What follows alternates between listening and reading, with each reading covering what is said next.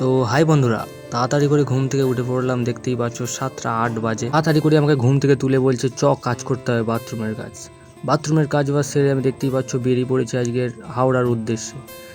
দেখতে দেখতে চলে এলাম আমি বাগানটায়, সাইকেলটা রেখে আমি উঠে গেলাম বাস থেকে নেমে পড়লাম উলুবেড়িয়া স্টেশনে যাচ্ছি। উলুবেড়িয়া স্ট্যান্ডে আগে এসে তাড়াতাড়ি করে টিকিটটা ঝাটাপট কেটে নিয়ে দেখতেই পাচ্ছ দেখতে দেখতে চলে এলাম আমি হাওড়া স্টেশনে। দেখতেই পাচ্ছ আজকে রবিবার, কালকের সোমবার বাবার মাথায় জল ঢালতে হবে বলে কত ভক্ত, এত ভক্তের ভিড়ে আমি ঠাসাঠাসি করে ভিডিও করতে পারিনি।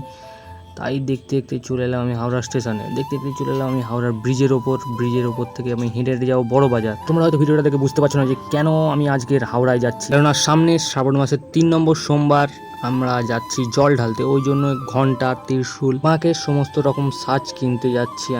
আমি একাই বেরিয়েছি। বড় বাজারের ওখান থেকে আমার জামাইবাবু আমাকে পিক আপ করে নিয়ে চলে যাবে যে দোকানটা থেকে আমরা জিনিসপত্রগুলো কিনবো, ওই দোকানটা আমাকে দেখিয়ে দেবে।